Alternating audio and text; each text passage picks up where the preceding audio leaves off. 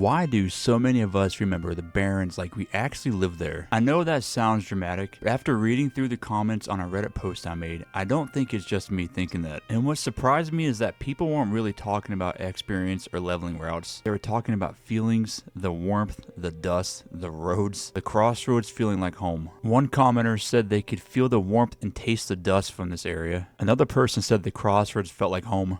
And someone else said they didn't even love the Barrens, but the memory never left them.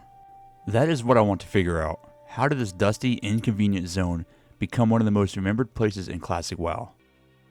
So I think the first answer is pretty simple, right? Barrens made you feel the distance of this zone. This zone was absolutely massive. And honestly, when you're first leveling through the Barrens, you feel every bit of this zone. Crossroads to Ratchet feels far. Crossroads to Wailing Caverns feels far. You get my point. And unless you're a hunter with Aspect of the Cheetah or a shaman with Ghost Wolf later on, you're just running. And honestly, that's part of the Barrens experience. That's why I want to talk about this first part. It kind of sucks. You run forever, you die, you run back to your body, you get lost, maybe you die again, and you run some more. But that's why people remember this zone. The Barrens was not for the weak. You didn't just level through this zone. You survived it, you lived it. And even today, when I run through it, part of me is like, damn, this still sucks. This still sucks.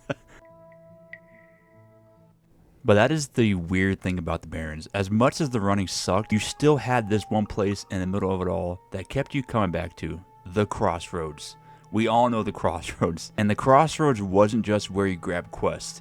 It was where you recovered from the zone, you'd come back, sell all the junk you required, repair your gear, turn in quests, get all that sweet experience, maybe die in the process from PvP, get ganked by somebody, read the nonsense of the chat happening in the Barrens chat. We can't forget the Barrens chat, man. That is diabolical. And then with all that, you'd finish up and prepare yourself for your next chapter of the Barrens. This brings me to my next point, and I think that's the part that makes the Barrens more than just a big annoying zone. Everybody who leveled through it kind of went through the same thing, really. You were all running forever, you were all getting lost and killed. You were all trying to figure out where Mankrik's wife was. You were all reading Barrens chat while running down some road that felt like it never ended. And even though you were technically playing your own character, it felt like everyone was stuck in this giant dusty struggle together. That's what made it feel alive. The Barrens wasn't some clean, polished leveling path. It was messy, it was slow, it was chaotic, and it was annoying. But it was shared. And I think that's why 20 years later, this zone is still so heavily talked about. Not because you remember the questing, but because you remember the zone. You remember the emotions tied to this area. You're remembering being a brand new player, being lost, being bad at the game. I still am, kind of. Seeing other players run past you, reading dumb jokes in chat, and slowly realizing this world was way bigger than you thought. So I think that's why the Barrens stuck. It wasn't perfect, it wasn't convenient. Honestly, half the time it kind of sucked, but you spent so much time there that it became familiar. The roads, the crossroads, the corpse runs, the dumb chat, all those things, all those moments somehow became the memory.